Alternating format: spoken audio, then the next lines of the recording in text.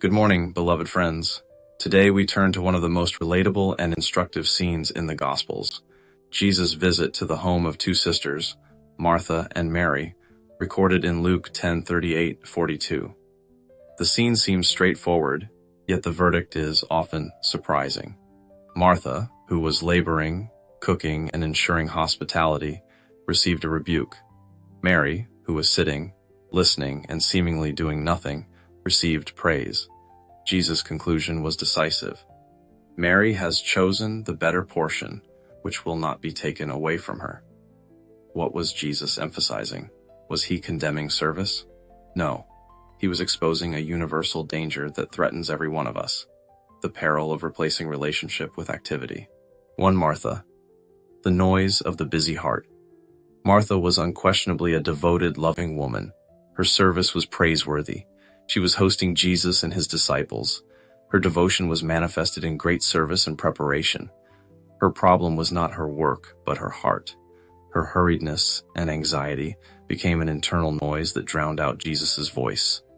Her tension finally erupted in a rebuke aimed not just at her sister, but at Jesus himself. "Lord, do you not care that my sister has left me to do the work by myself?"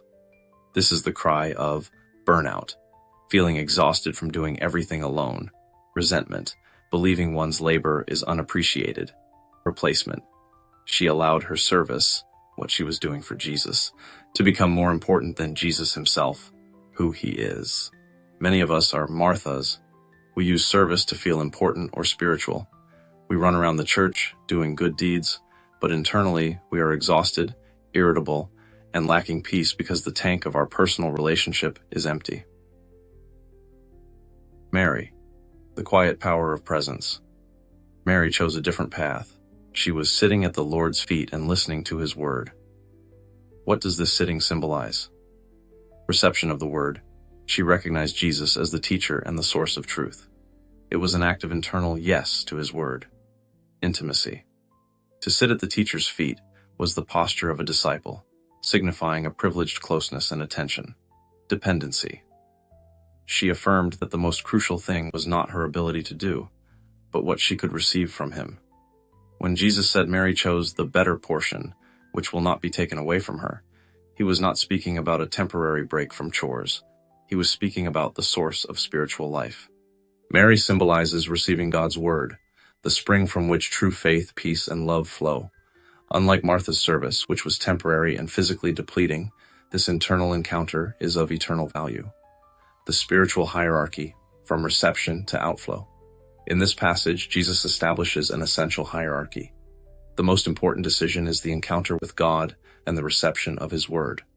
This is the primary foundational act. It is the internal conversion, the decision to open one's heart to Christ. Without this act, there is no true faith, no real morality, and no genuine service. This is being with God. Spreading the word and service are the fruit of that encounter. They are incredibly important and necessary for the kingdom, but they are secondary to the source. This is doing for God. Service without the source dries up. It becomes mechanical, legalistic, and ultimately leads to the bitterness that Martha experienced. Service that flows from presence, if Mary, after listening, had gone to help Martha, is filled with grace, joy, and peace. Mary is the mindset. Martha is the action. Without the right mindset, the action becomes chaotic. Conclusion. The choice that matters. Dear friends, each of us is both a Martha and a Mary. We have the need to serve, but we also have the need to listen. Which portion do we choose first? Do we rush into service on our own energy, only to burn out and resent others? Or do we first sit at Christ's feet to be filled by his word, receive his peace, and then go out to serve in his strength? Mary chose the portion that will not be taken away from her. What we receive from Jesus no one can take away, but what we do for Jesus without him may ultimately prove to be only hay and stubble. Let each of us reset our priority today. Relationship first, activity second. Sit at the teacher's feet, receive the word, and only then will your service be a blessing to you and the world. Amen.